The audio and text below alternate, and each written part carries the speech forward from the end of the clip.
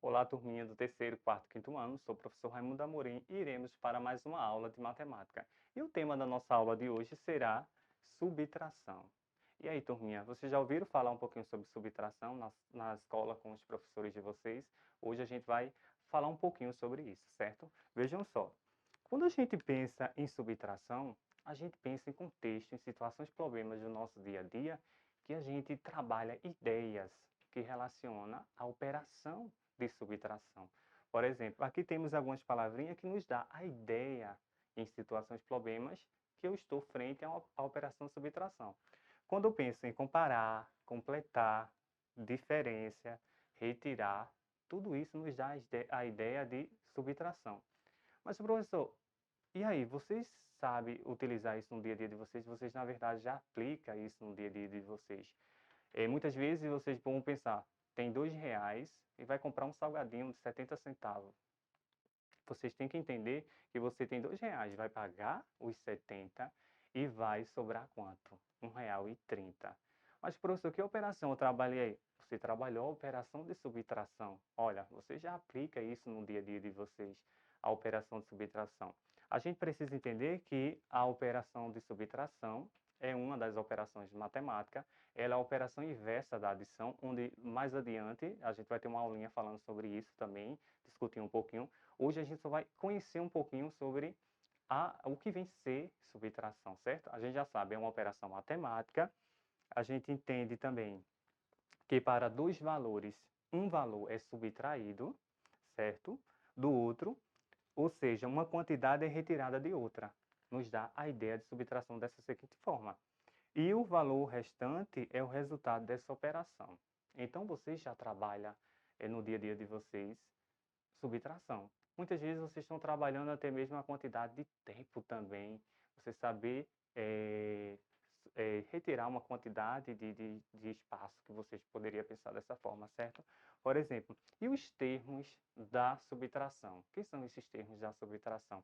A gente está observando aqui, temos dois exemplos aqui. Temos 9.756, 5.231. A gente não esquecer também, quando a gente organizar a nossa continha de subtração, a gente precisa organizar unidade abaixo de unidade, dezena abaixo de dezena, centena abaixo de centena e unidade de milhar abaixo de unidade de milhar. Nossos exemplos aqui vai até a ordem de grandeza, unidade de milhar. E na subtração, a gente tem que ter um cuidado. O valor maior sempre tem que ser o minuendo. Porque muitas vezes a gente pensa, professor, na adição, se a gente muda a ordem das parcelas, o resultado permanece o mesmo. Na subtração, não. Na subtração, se a gente colocar o maior valor como sendo o subtraindo, o que vai acontecer? A gente vai errar, certo, turminha? Então, vejam só. O primeiro exemplo aqui, a gente classifica como sendo o minuendo, o 9.756, o 5.231 a gente classifica como sendo subtraindo, e aqui a resposta, 4.525, a gente chama de resto ou diferença. E a gente pensa da seguinte forma, em uma subtração, o número do qual se retira uma quantidade é chamada de minuendo, que é o nosso primeiro termo da subtração. O segundo é a quantidade que é diminuída, que é chamada subtraendo, que é o segundo termo da nossa subtração. E o resultado da subtração a gente chama de quê? Chama de resto ou diferença, certo, turminha? Então, aqui a gente temos os termos da subtração. Mas vamos pensar um pouquinho aqui, treinar na verdade, né?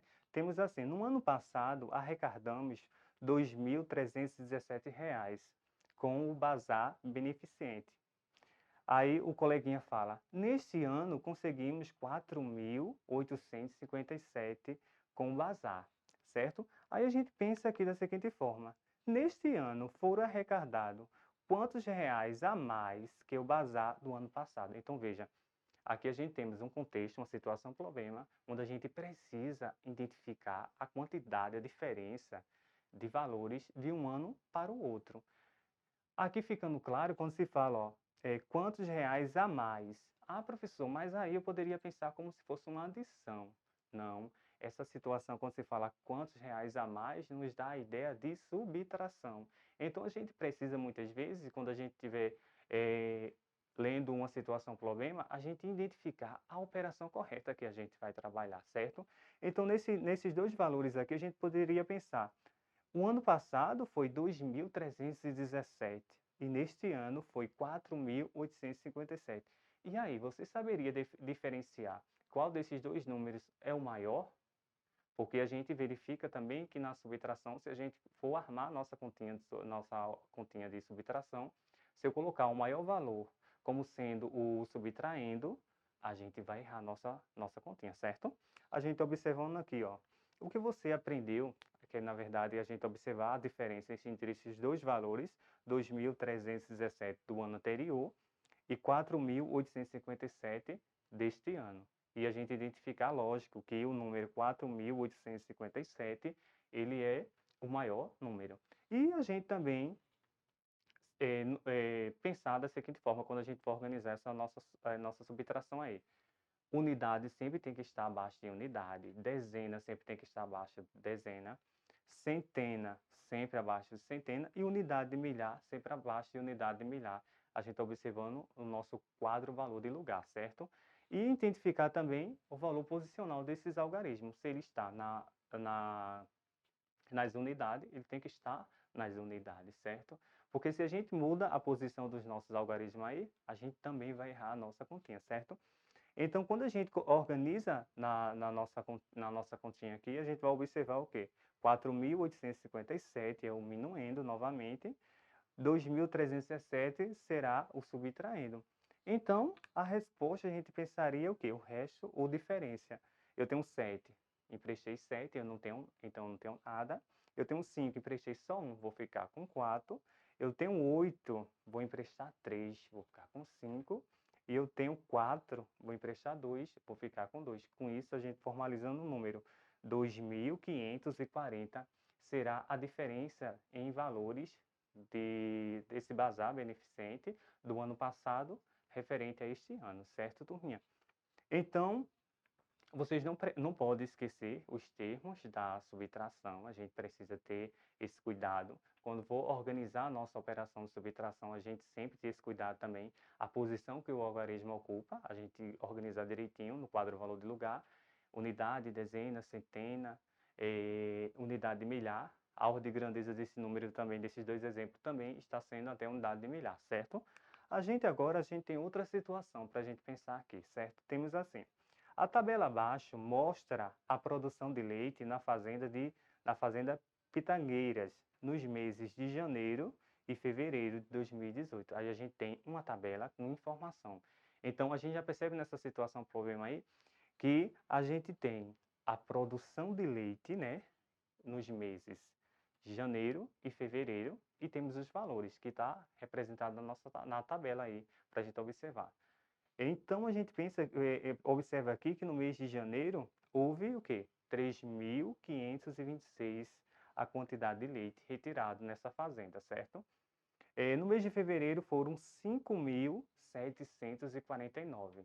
Se a gente fosse pensar nesses 2 exemplos aí, a ordem de grandeza desses 2 exemplos aí, para a gente pensar nas nossas perguntinhas aí, seria também até as unidades de milhar. Verifica que sempre a gente falando nas nossas aulas que está sendo exibidas semanalmente, a gente percebe que sempre a gente está voltando ao sistema de numeração decimal, para a gente ir assimilando mais e mais a cada dia na nossa aula, certo? Aí a gente observa, a produção de leite aumentou ou diminuiu de janeiro a fevereiro? E qual foi a diferença na produção de leite nesses 2 meses? Então, a gente observa que a produção ela aumentou e quando a gente organizar isso aqui vai ficar 5.749 menos 3.526, totalizando 3.223. Espero que vocês tenham gostado da nossa aula de hoje. Espero vocês na próxima aula, certo, turminha?